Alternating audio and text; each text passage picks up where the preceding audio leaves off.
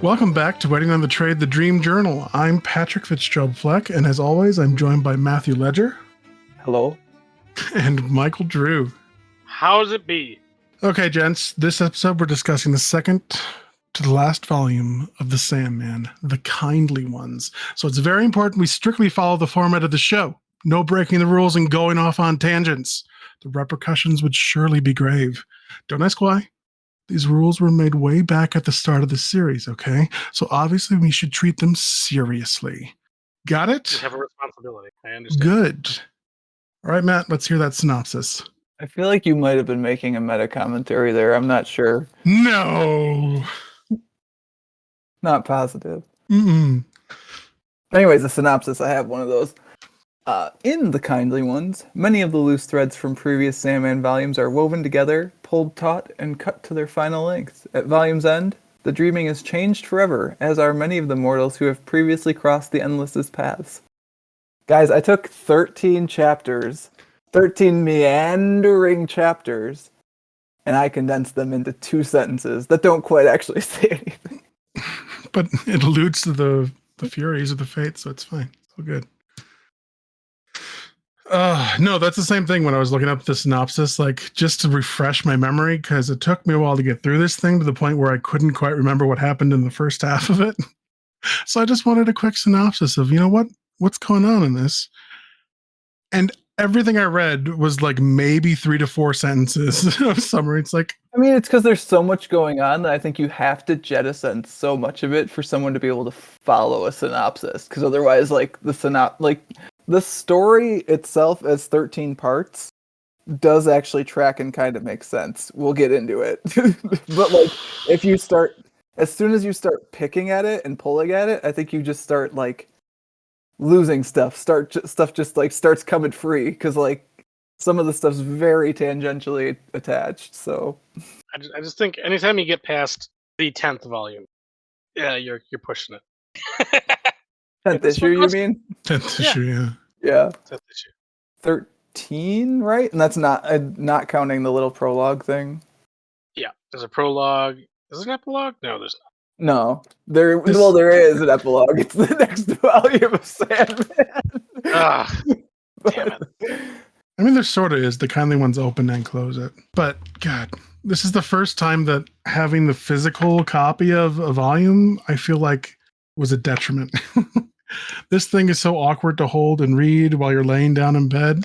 I told the guys before we recorded that it's hit me in the face a few times, which did not improve my liking of it. So, I mean, from the postscript in my volume, Neil Gaiman would be happy that you were unhappy about it hitting you in the face and causing you harm. As he says, in hardback at least can undoubtedly be used to stun a burglar, which has always been my definition of real art. Well, you did it, Neil. You did it. Finally, after 8 volumes, here we are in the 9th one, and this is a real. Is this one? What's the 6th volume? I can't remember what it's called right now, but I remember that one as being almost as big, but I still feel this one's even bigger. It's just it's intimidating. One of the collected ones. Yeah. Yeah. Fables and Reflections. There we go. Fables and Reflections. I think that's right. I think that's probably the second longest volume. Second to this, of course. I don't know. I was actually but even that, like, I can get through that. Oh yeah, Fables and Reflections was pretty. No, Fables and Reflections not that big actually. Okay. That's like 7 issues and an annual special, whatever they call it. Sure. Can't even just call it an annual. Come on, Neil. Putting on airs. Come on. Yeah, I was telling Pat actually, this is the volume I think that the most so far, which makes sense because like there's so much being pulled forward of this, right? That makes me wish I actually owned the volumes instead of checking them out from my library the whole time. Because like there's so many times I wanted to go back and look at stuff for references or like how did this person exactly get here and like what happened at the end of that story. Or like, did this happen on page or not? And this one, I think, would have been the nicest one to have the rest of it available for. Sure. I mean, it's the one where he's like, yeah, trying to pull in all the other stuff. Yeah, it's all of it. And I think, so we're going to talk about the volume being a chore to read. Spoiler. But like, I did have an easier time reading it the second time through, and actually enjoyed it in a way that the first time I definitely had to drag myself through it a bit. So I don't know. I'm not sure if I just like caught it on bad days the first time, or I'm not sure. Maybe we should just jump into your question at this point. I was going to say, should we do my question first, or should we do Mike's first of 2 questions first? No, it's only one question. We can't break the format, Patrick. We have a responsibility. Shit. Oh my God, that's true. I think we're already on yours, Pat, so let's just take it. Okay. All right. Well, my question, I don't even know which better way to read it, but screw it. Why is this volume such a chore to read? You had it rewritten to make I it did. more diplomatic. I did. We're gonna go hard in this one. Not to bias my opinion all over that question, but it's why? It's thick. It is. I don't know if it's the art or it's. I do. I mean, I can see the art as being off-putting. I don't. That wasn't what caused me to. It's just so. It's dense. This is dense. Like I almost feel like I'm not, but I almost feel like I'm trying to get through a book in the Bible at some points. That's a little rough. I think this is for sure the most like HBO season of a show collection of Sandman. Like this is the closest to it being The Wire that Sandman has been, in the way that The Wire is just like sometimes very, very slow to get through, and you're just like, all right, let's get to a thing, and then you do finally get to a thing, and you're like, it was worth it. But like, there's character growth, and like, you actually care about the characters. I don't like Hippolyta Hall's travel to get to the kindly ones was so boring. It was rough, yeah. Like, what happened, you guys? Organs. Yeah, what was that? What was that? I mean, I don't know. I don't know, man. And like, did they need to look like Zelda and her sister? Because that was confusing too. Because they weren't Zelda and her sister; they were actually. No, I don't even think they were supposed to be close to them. But now that you say it, they look exactly like Zelda and her sister. They got the wedding dresses and veils, which aren't even her people. Also, right? Like, no, it's Medusa's sisters. I don't. So many threes. Yeah, I think my problem. Well, I'm gonna say, Mike, you said it's thick, right? Just the sheer amount to get through was daunting for you. Is that what you're saying? Yes, it is. It is a lot to get through. Like especially after reading the book 8, World's End. Like it was 6 volumes or 6 volumes. I'm saying volumes. 6 issues in that. Roughly, something like that. Some much shorter, and this is literally double that. And double plus 1, actually.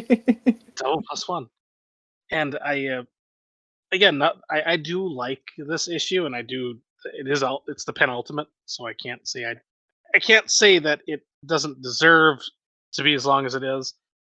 I just feel like it's daunting to get through, especially when you're now being called on to remember every character in this, and trying to remember their backstories, going back through the previous 8 collections, and it does get tiring. Like there's a lot to try to remember if you're trying to understand it all. It's a tough read.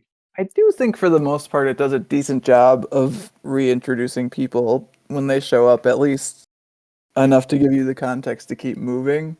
So I don't actually fault that for it. I am looking at your overall list of plots and subplots that you pasted in our Google Doc, Pat, and you're missing stuff. Like it's 12 bullet points or whatever, 10, and you're still like, I just flipping through and I saw the pages where he meets up with Hob.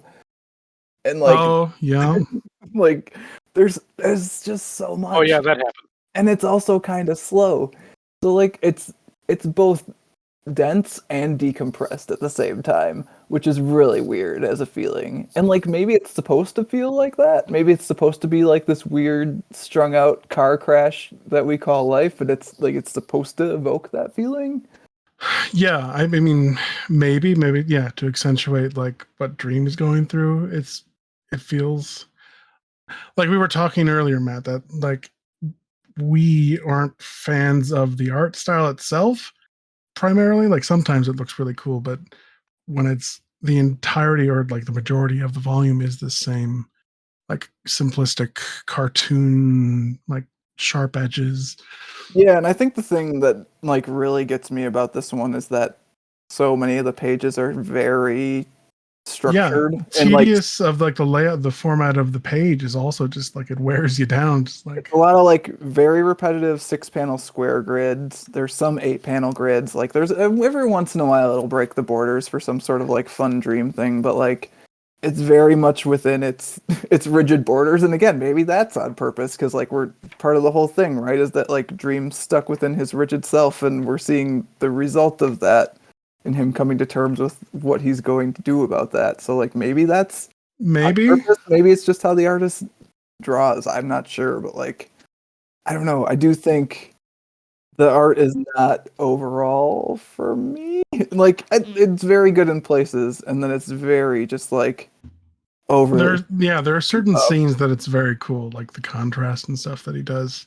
He does lots of fun stuff with outlines, with what do you call them?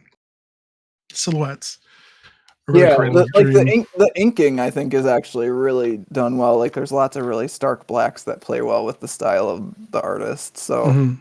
like that I will give it props for. And there are definitely issues like I think later on in the volume actually I kind of fall into it a little bit more.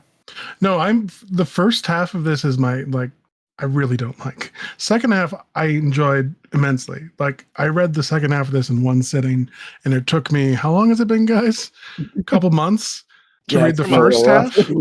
half. So like when I actually sat down and like got to the second half, I was like, oh, this is actually interesting and compelling, and I need to see what happens. That was not how I was feeling when I was following Hippolyta through alleyways and talking to Gorgon sisters. That's what makes me describe it actually as like an HBO series. Like that's a peak HBO series feel to me, where you're like the first 3 episodes are set up, and you kind of have to pull yourself along a little bit. But once you get to like episode 4, like dominoes start falling, and you're just running through that thing.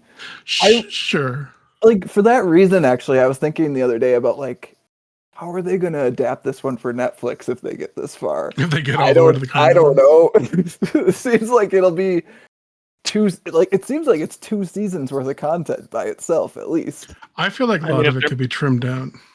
I mean, If they're there is making a that. season Like, out of some of the other volumes, this is gonna have to be too. Like, if you're making a season out of book 8, it assumes they get to like season 8 or 9, and then they make 2 more seasons after that. Like, I don't know that's gonna happen. It's Netflix, right? The era of streaming is dead. Mm. But that's I don't a know, it's just separate podcast. the plotting is so thick in this. But it is also intricate at the same time. Like I think I there mean, are things you could pull out. I think you could pull out the it's angles intricate, and but I hell would say stuff. it's convoluted. Like it's weighed down by unnecessary. Like, do you remember these characters in this instance, in this event that happened? Like, let me just run through my plots and subplot list. Yeah, and we can try to add the stuff on top of it that's missing Yeah. from what you previously described as a Rube Goldberg machine. Yeah, which it is. Oh god, yeah.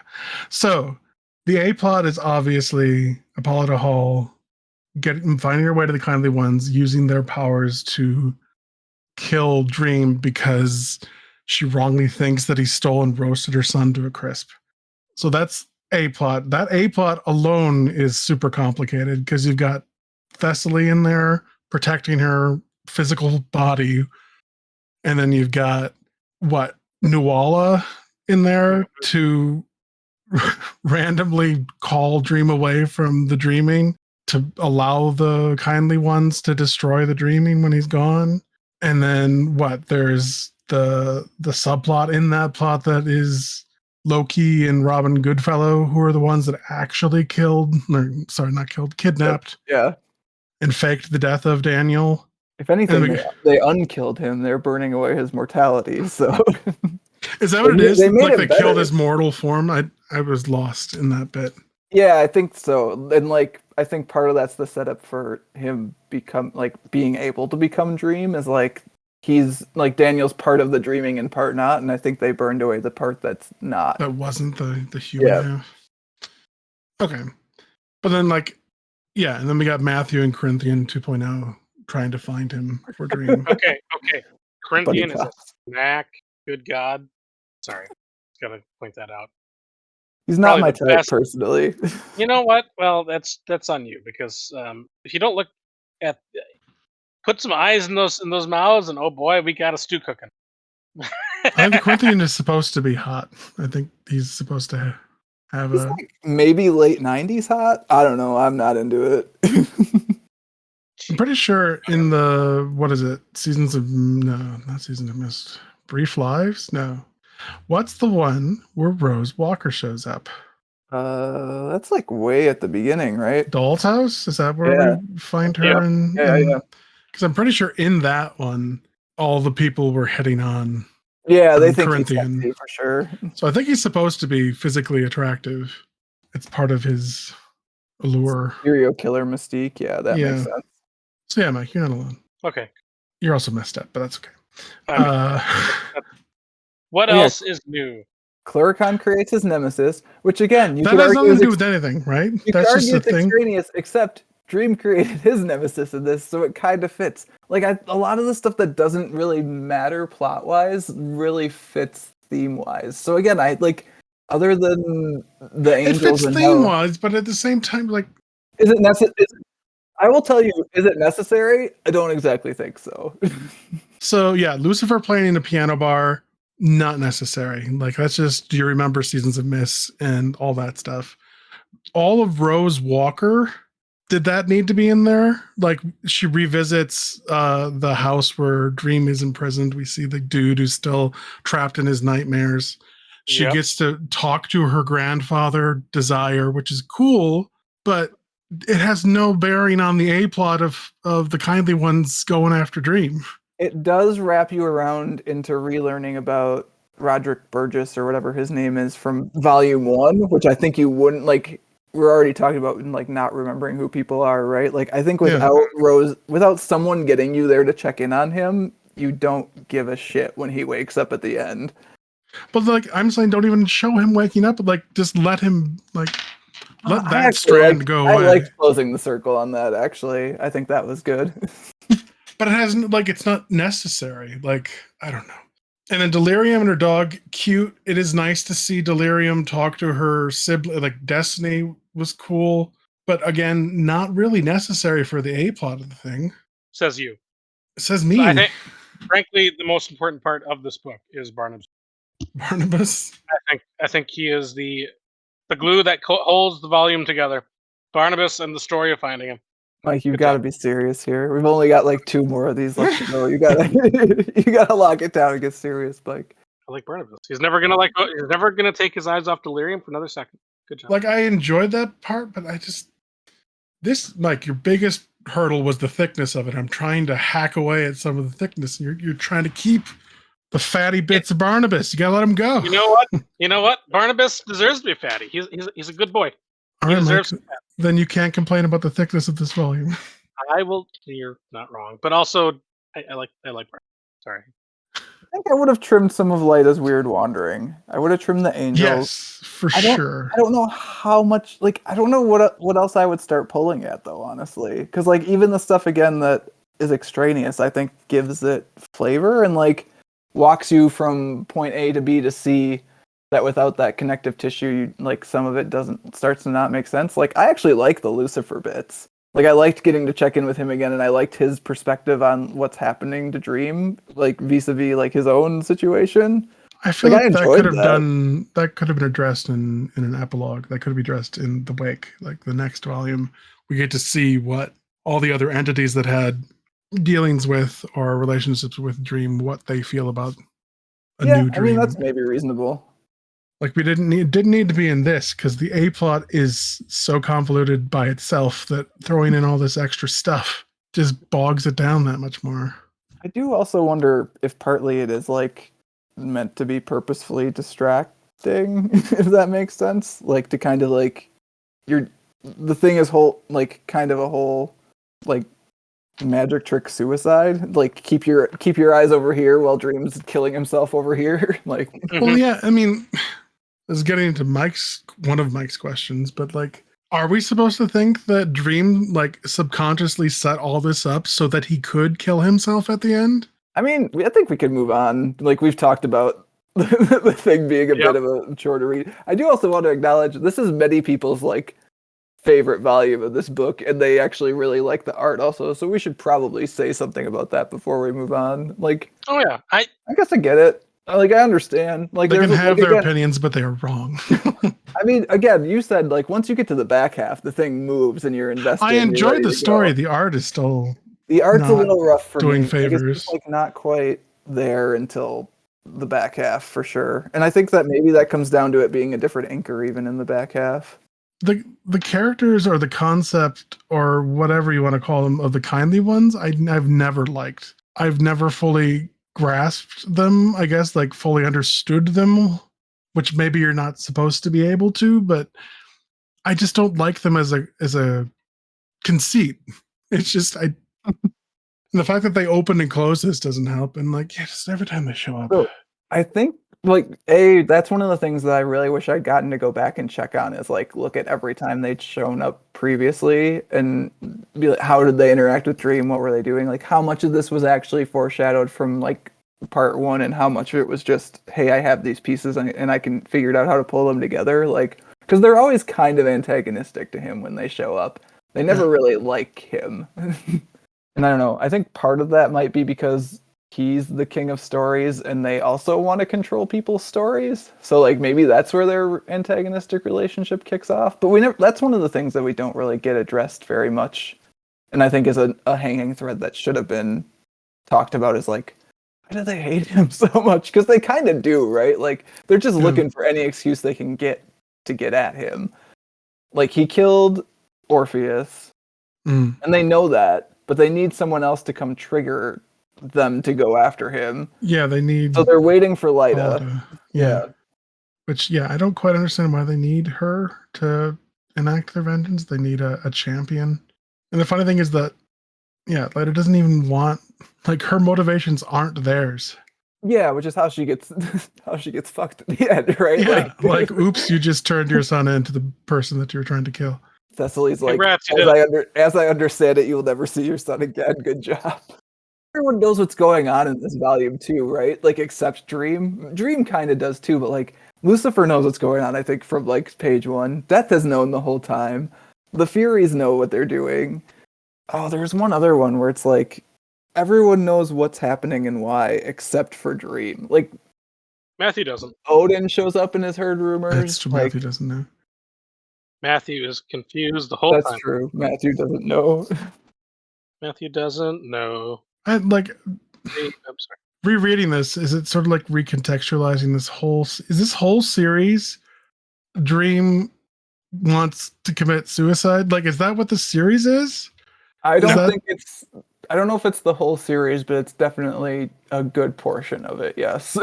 But like the build up to this, we've always been seeing that like Dream is coming to terms with letting go, right? With loosening up, with not being strict. I think he's trying to, but can't, is where we're at. No, Mike, say your question, because we're already talking about it. Right. What was the fucking point? The dude wants to quit, but can't. It's not in him. He can't do it. It's just not the way he's built. And so instead of being able to quit like his brother did, he has to build himself and this is basically on you, Pat, Rube Goldberg machine of suicide. That's what it is. That's what it is. I mean, I think that's it. I think that's the fucking point. And it's been the point, maybe not since Season of Mist, but I think that's definitely part of the kickoff, right? Like, trapped in a bubble for 80 years, comes back, sees that like everything's kind of changed, but at the same time is the same. Not sure what to make of that. Sees Lucifer quit, has to kill his son. Oops. And just like it's all kind of, I don't know if boring is the right word, but like he's just kind of over it, I think. And like he can't quit and he can't change it. So there's like one thing left, but he can't quit. So he has to build himself this weird thing where he's like got 5 separate attack vectors that all converge on him at once to leave him vulnerable. Yeah. to force his hand. There's so many times in this volume where he has a choice between A and B, and he says, "I have to do this. Like it's my responsibility." Or like he gives Nuala the boon, right? I have to go to Nuala. She summons him. He could easily just be like, "No, I need a second." But he knows he doesn't have to. He knows what he's doing at that point. So yeah, and the fact that didn't even do anything too. It's just like, I will give you a boon. Oh, okay. I want your love. Oh, well, I'll give you the dream of my love. It's like, oh, I already have that. Why did we? What? Gosh, dang it, Noah. I mean, that scene's still a little tough for me because it's like she's just trying to help him, and instead she's like an integral part of his death. I mean, is she though? Like, is it actually her fault that he actually accepts and goes? No, absolutely not. But no, Dream uses her to give him that out. No, but I mean, from her perspective, it is kind of her fault. It definitely is not her fault. He could just have stayed there. But like from her perspective, she tried to help him and basically just like sealed his fate. Because the last thing he had left was he was in the dreaming, so they couldn't like root themselves in it, I guess. I don't know. That part was a little bit fuzzy to me. But like as long as he was there, they couldn't quite take the whole thing. They could never actually. Well, they couldn't actually kill him. Like, I mean, Dream had to make the decision to. I was gonna say they don't even end up killing him, right? They don't. Just gonna hurt him. But yeah, I think the point of it was that like, okay, so here's a question for you that kind of gets at it. Who do you think had Loki and Puck capture Daniel and do whatever they did with him, which we think is burning away his mortality, so he's just a dream person? Like who pointed them at Daniel? Yeah, because we're told multiple times that like someone set them on that task, right? Like I mean, I would say Dream probably did somehow. Yeah, right, which means that like he knowing like how Lyta feels about her son and knowing what he did to Orpheus and knowing that Lyta's like kind of connected to the Furies, like her superhero name is the Fury, like he knows what he's doing when he does that. And at the same time, you're not entirely sure it's him because then he sends Matthew and the Corinthian to go pick up Daniel. Like he doesn't know where he is. Yeah.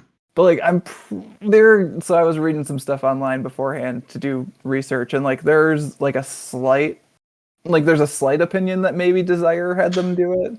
I don't, or that like Loki just did it himself. I could see that. Like basically, it's Dream. Like it's part of Dream's elaborate thing to get. Previously, when Daniel was just born, didn't Dream just show up? Just like he found them and came to Daniel because Daniel was like a part of him or his realm. Could easily just go find him, right? So like he would know, especially if his dreaming self has been separated from the mortal half, like he would know where a fragment of him would be, right? Who's the only person, quote unquote, that would want Daniel's mortality burned away? Like who would want him to be? Yeah, I don't know what is Loki or like Desire doesn't get anything out of that. Loki doesn't get anything out of that. Like no one benefits from that except Dream. So like there's the bit where Loki's like, I don't want to be beholden to anyone, but like he's saying that because he's in the middle of discharging his debt. Like why did Puck, what was Puck's motivation for doing it? Like I got Loki was just being Loki. But I'm not sure exactly on that one, honestly. That's the one that's more nebulous to me, is it just I don't remember Puck acting with Dream. Maybe he said a couple words to him in a midsummer night. Just kind of runs away, right? Yeah. Yeah, he's just like, aha, I'm a trickster. That why I don't know why he was here, other than Loki needed a. I was gonna say it gives. Well, here's the accomplice. thing. Again, A to B to C. It gives Loki someone to talk to, and it gets Nuala in position to want to summon Dream because she knows he's in trouble. Because Puck, that's like she finds out from Puck. Well, she finds out from her brother, who's a boggart. It's not Puck who talks to her. No, it's Puck. It's when they're dancing. Yeah, it's when they're dancing. Oh, you're right. It was Puck. Yeah. He's like, "Ooh, Dream's in trouble." Again, but then Puck didn't need to be like. He didn't need to be there. Whatever. Nobody did, because otherwise Nuala doesn't summon Dream, and if Nuala doesn't summon Dream, the Furies can't don't put him in that position where he's just like, "Damn it, the only thing I can do is die." I guess, but I would think that if like the dreaming was being torn apart, Fairy would know about it. Like, I feel like that would have ripples. That doesn't mean Nuala's gonna know about it, though. I mean, again, it's very I guess. convoluted. It relies on coincidence. Yeah, like, Puck's oh, gonna run Puck into Nuala, danced yeah. with her in that one. But the same, Dream, you're a mastermind. this is a thing that I stole from Reddit, so I'm not going to take credit for it. But like, it is also the king of stories, and he can make the story however he wants. Kind of like, I don't like that. I mean, I agree, but like at the same time, it's kind of neat to think of like he's just subconscious writing this whole thing. If he can write anything he wants and write him walking away from his job like his brother did. But he can't though. That would break the rules of the fiction. But it doesn't because his brother did it before him, so he knows that it his is an brother option. did it because his brother can do it. He's Dream. He personally cannot do it. He just doesn't have it in him, man. He is who he is. This is a strange take on suicide. Sort of pro-suicide. I mean, I don't know if I'd go. I don't. How is it not, Michael? Come at me. It is fine. Come at you, but it is from the point of view of a eternal being who's killed his own son. So, in this situation, would it be arguably maybe the choice that a lot of people would make, or if I've been alive for millennia upon millennia and then I have to kill my son? There's also the fact that he's not actually dead that we have to talk about too, right? There's also that, like, he's not actually dead. Like, we're in more of a Doctor Who situation than a dead means dead situation. So what you're saying is he could have burned up a son to tell Nuala he loved. Don't bring that. No, we're not do it. But I mean, I guess I see what you're saying actually, though, Pat. In that, like, it just rubs me the wrong way. I don't know. It's just. I mean, I guess it was always building to this, like the slings and arrows of Dream's life post imprisonment has just built to this point, be it because he deemed it so, or just because that's just the way the dice fell. Yeah, I mean, he has realized he's been kind of shitty, and then he starts to be a little bit less shitty, and he's more shitty. He decides that maybe someone else should take a turn. Yeah, it's just like it's a weird. And I guess the point is that he can't quit. That is a good point. Yeah, I mean, I think that's it, right? Like, there's so many just like disparate chess pieces being moved into position, basically because Dream is inflexible on this one point. Like, he has changed throughout the volume. We talked about that in a previous discussion, right? He's like, I haven't changed, and we're like, bullshit. Yeah, but he's just tired. I think, honestly, like. Yeah, it's strange, like the hypocrisy of Dream. Like, dreams are supposed to be like fantastical. Anything, like, can be anything. So there's a bit it's near the back half somewhere, and it's basically just pages of Dream going about his responsibilities. Oh, yeah. It's in part 8. Yeah, it's the opening of part 8. And it's just pages of him going about his responsibilities. And, like, I think I took that as him. He's decided to kill himself at that point, and he's setting. It's the giving away all your worldly possessions and like. Well, some of it's just his normal stuff, though, right? I mean, there's definitely a read of it that's that. Like, dotting your I's and crossing your T's, making sure everything will be okay once you're gone. That's what I took away from those scenes. Well, like, some of it's just minor stuff. It's like 5 kids come to him, and then there's the tribe in Africa, and then there's some other stuff. Like, and I think. Continuing like our first discussion question, there's a version of the story where you don't need this, but I think it's just like you look at him in that and he's so bored or like indifferent. He doesn't care.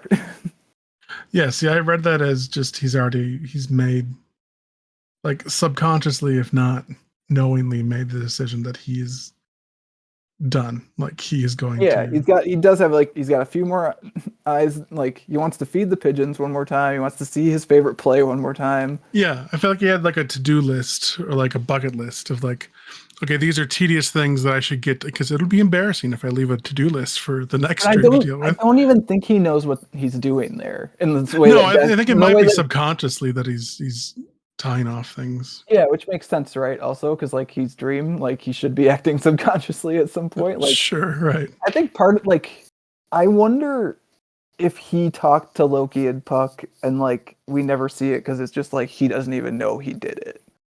You know, like that's part of my thing. Maybe does Dream? I mean, that's a good question.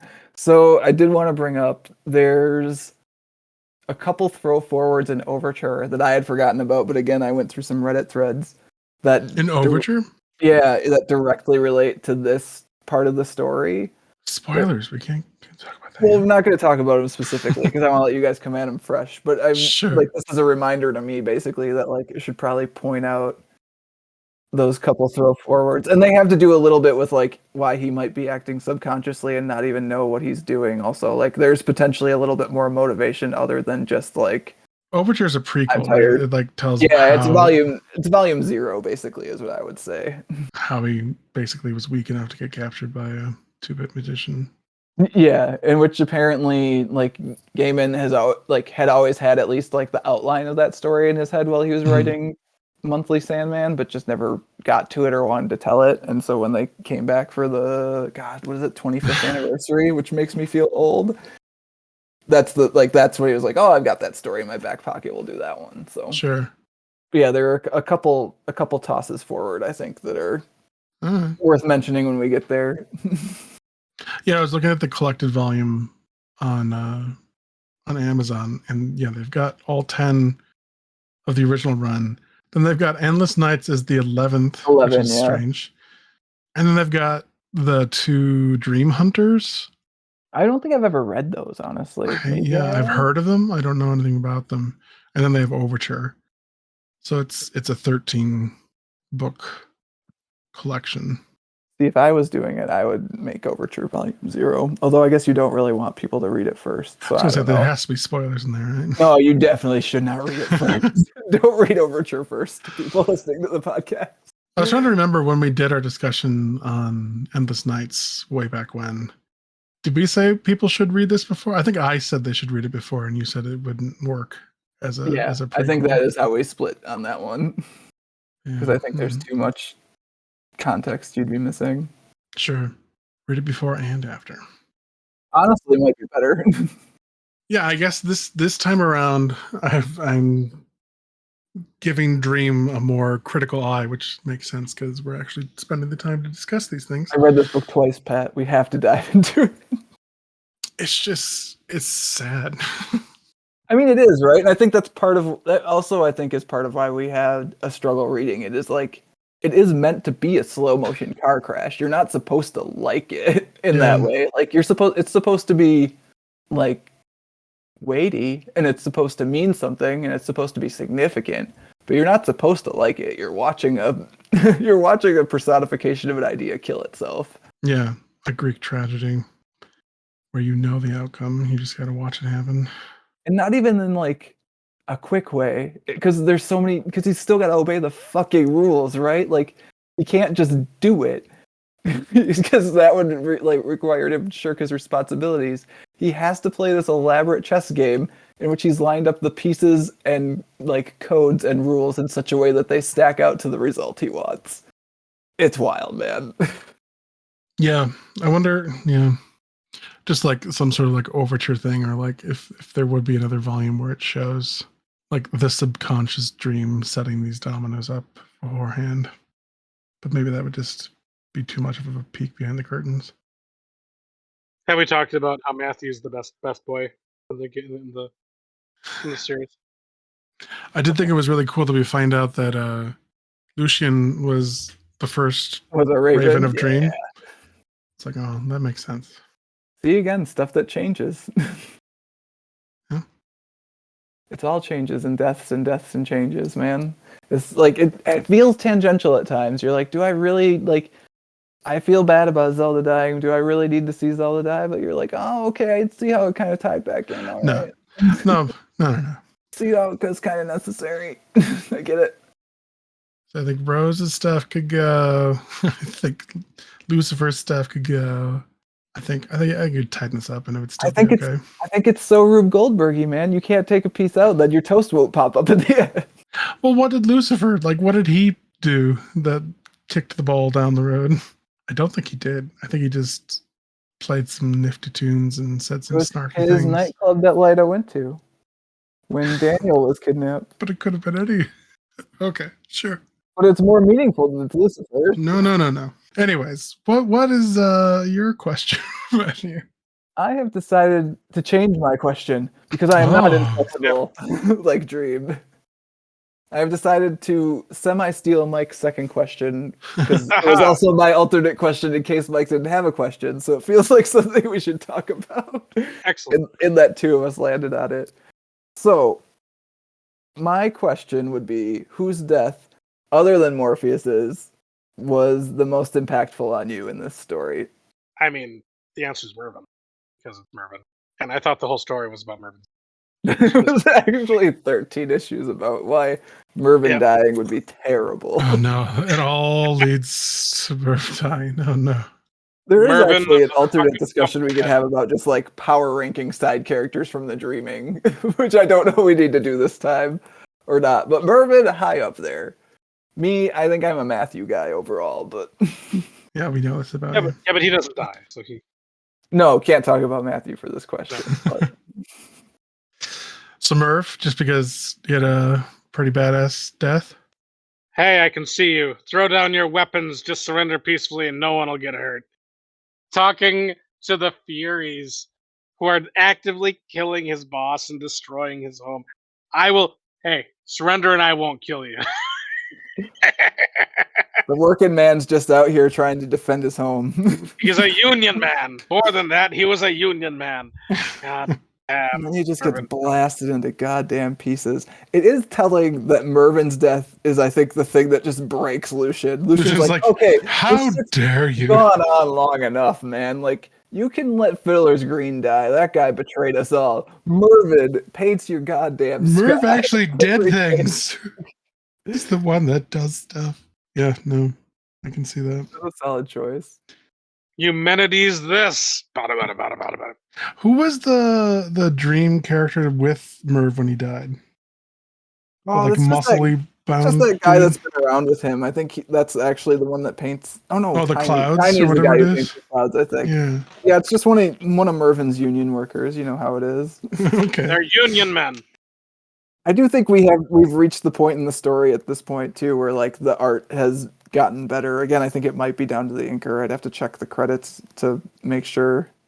But like Mervyn's death is also rendered very well. This part of it. Yeah, the character's name is a Buddha. Godsphere. I don't know him. And maybe he was like a DC character. I don't know. He has a distinct design to him. I only remember seeing him earlier in this volume, honestly. I think it's one of the times when like Mervyn's talking shit about Dream and then Dream shows up. He's like, no, boss. Shit. God damn it. We have hounded kings and angels. We have taken vengeance on worlds and on universes. Yeah, well, I'm a fucking. Come at me, bruh. Eumenides this. Pumpkin with the machine Good. Yeah, it did. Lucian's like, Morpheus, you let him die. How dare you? He's just talking. So, like, that's the thing, too, right? We're talking about, like, was this, like, a slow motion suicide or not? Lucian even asked him, like, why aren't you just bringing the stuff back? Like, he could, like, while he's in the dreaming, he could easily have just stopped them or made their assault pointless at, like, any time. Just chose not to. Because, like, Nuala says he wants to be punished as part of it. But, there's also more than that, too, I think. It's just kind of over it. Yeah, that sort of goes into my choice. And my choice is the Griffin hit me the hardest. That one's so rough, actually. The first death. That panel where he says, my lord, I can't feel you, my lord. Yeah. Wrecked me the first time through and wrecked me even harder the second time through. Like, I set the book down for a second, actually. It's just... Because, like, it's one of those things where it's like... So as a person who maybe used to be religious and is not now, like... It doesn't really matter to me, like, whether there is a god or not. There might be. Not a big deal. But in the fiction, this Griffin knows that he's, like... Served loyalty. Yeah, like, and also is, like, very tightly connected to Dream. Like, Dream feels it, right? Like, Dream knows when that happens, right? Yeah. And he doesn't bring him back. What the hell? Well, yeah, I didn't get that scene when, like, he even says, well, I can just bring him back. Like, he never died. But he doesn't. And then he doesn't. And the Fury's like, well, look at your Griffin. Said they have a funeral. It's so sad. The funeral's so sad. Look at the dragon and the unicorn. They're so sad. And the dragon's like, you better fucking stray from the path because you deserved Stray from to the get path. got. Yeah, that one hit me because it's Yeah, that one's rough, man. That one's not even. just the griffin doing its job. I'm just And- doing this. Another and union man. Morpheus just abandons him. Just sits by and watches. Oh, I'm looking at that panel again. It's messing me up again. Yeah. And it wasn't like a clean death like other people. Like Merv got shot to bits. And then what? No, he's Fiddler Jason, Green Merv- got stabbed. Merv shot first. an immortal Merv shot dream being that gets aged to death. Yeah, he like What the yeah. hell? It's horrific. It's not a nice death. So yeah, I'd say the griffin is the one that got me. What about you, Matt? Matthew. It's Abel for me. Really? Yeah, The guy who gets killed all the time? yeah, because he gets killed again in a way that he's not supposed to. Like he gets killed all the time, and like he's like, okay, I made my peace with the fact that I get killed all the time. It's my thing. And then these ladies show up. They're not supposed to be allowed to kill him. Dream lets him die anyways. Does it say something like "You can't kill me, you don't love me" or something like that? Right? It's just It's like oh, for Abel. him, like for him being killed is like such a meaningful thing that to be killed by them is like Well, it's twisted like because anathema he to him. sees the murdering that his brother does to him as Kind of. Cain showing his love for him. It's like those guys are so twisted. But like what really messes me up about that one is that Abel knows that Dream could stop them at any time. Yeah. Like that's what gets me. So I'm gonna read this like because Abel's also a rules guy. He knows like about the rules like Dream does. I know knows the secrets. rules. You don't kill anyone. You don't hurt anyone. You find someone who spilled family blood and you drive them to suicide or to repentance. Like he knows the conditions under which they stop, and he knows Dream knows the conditions under which they stop, and Dream's still letting this happen. Like that fucks with me a little bit, honestly. Of like this guy who's like is killed all the time under the rules, understands the rules of this time he's being killed, doesn't want to be killed, and knows that his quote unquote master could have stopped it if he wanted to. Yeah, it's the Dream Lord in the center of his power in the dreaming. And then Things the only gargoyle happen crying because at he the end. allows them to happen. Yeah, it's just like, come on. But I think Abel might also understand. Again, this is a reach, but I think Abel might also understand why Dream can't and or won't stop it. Because The like suicide mission or like suicide or repentance. He's not going to repent for killing Orpheus. Like I think killing Orpheus was really hard on him, and I think he wishes he hadn't had to do it. But like I think he also understands that maybe he should have done it a long time ago. yeah. So he's not going to repent. It's a thing that he did, and I think for him at least, it was the correct choice to do the thing. So like there are two options, and only suicide is left. So again, Dream has been pushed into this corner by himself. I think Dream Anyways. painted himself in that corner. Right? But yeah, that's why Abel's got me. Plus, then you get the panel of Goldie. Oh, Goldie. Right. That's no good. Goldie crying. Cain saved him though. It's all right. Yeah. So nobody's sad about Gilbert. I mean, Gilbert got to have his last say. He got to. I feel like he went out the way he wanted to. He got to say his whom. Didn't have any, no regrets in the end for that Gilbert. You know who else didn't have regrets? Who? Mervyn. Fucking. Mervyn. If I'm gonna die, I'm gonna take as many you fuckers with me as I can. Turns out as many as he could take was 0. Zero. But he did. Yeah. But he did it. Goddamn, what a man. What a pumpkin man. Give him a raise. Right? Yeah. Now we got a white colored Dream. Different now. Spooky. Yeah. Mhm. Should we read the issues of JLA where Daniel shows up? Does he really? I don't Yeah. want to. Okay, so no, we won't. We won't read them for this podcast. I don't want We're to. not completists, but they're good because they're written by Grant Morrison. Oh, okay. So Does it actually tie into the plot of the comic? a tiny bit? You see the same treasure chest that Dream has in this, like every so often, where he's got like stuff locked away Oh, okay. in that story too. Yeah. Well, I also thought it was interesting when Dream talked about the other stones, gems of power. that he talks about the ruby that we saw mess shit up. But he said there's like 11 or like there's a lot of them, he said. Yeah, which apparently we've already encountered one in A Game of You is the one with Barbie and the cuckoo and stuff, right? Oh, is there another one in there? Apparently he gave one to the lady who initially at owned the that end? island. And like he breaks it, I think, at the end, and that's why. Or he broke it Okay. already before they got there. I don't remember, but we have encountered one of the other ones in the past. Again, I really wish I owned all of the volumes to be able to go back and look at this stuff. What do you guys think of what's her face? The glasses lady. Thessaly? Which what do you think of her ending in the story? What do you think about the fact that we finally get revealed like who put Dream's heart in like such a damper in that volume where he's like, oh, I was in love and now it's terrible again, and it's her. Like it's just her. She's not that. She's fine, I guess, but like what? Wow. Wow. I mean, I He's like Thessaly. so fucking heartbroken, and like she doesn't even seem like a person who could come close to loving another person. Yeah, but I think that when we discussed that earlier, we decided it was more performative grief than it was actual grief. Right? It was just him. I think he enjoyed grieving more than he enjoyed the relationship itself. So I mean, maybe he seems pretty hurt in this one. Like I don't know. I mean, he's hurt because she's literally. I don't even know because I guess does Dream want to kill himself? I guess is the question. Because if it's yes, then why would he be upset with her? I don't know if it's even wants to. I think he feels he must. Is that weird? Like It's his responsibility. She's technically betraying him by giving Lita the protection so that he can't physically like murder her mortal form. I mean, there's nothing preventing him from killing Thessaly in that moment, but he doesn't. He just That's the thing, right? Is like spitefully destroys all our windows.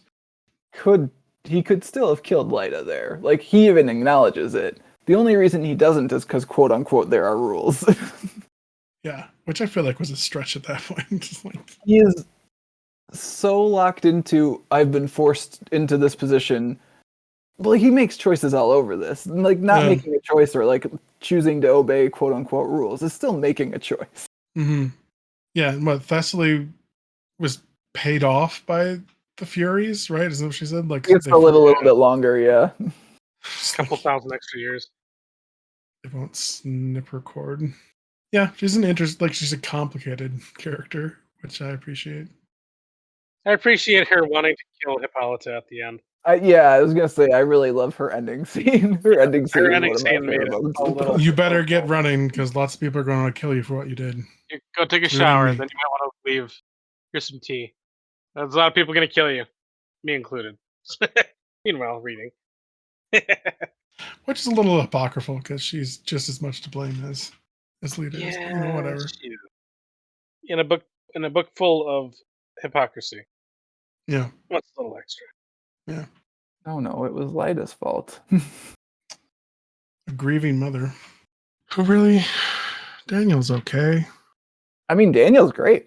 Daniel's fine. Daniel's fine. He's the protagonist of the book now. Is it Daniel though?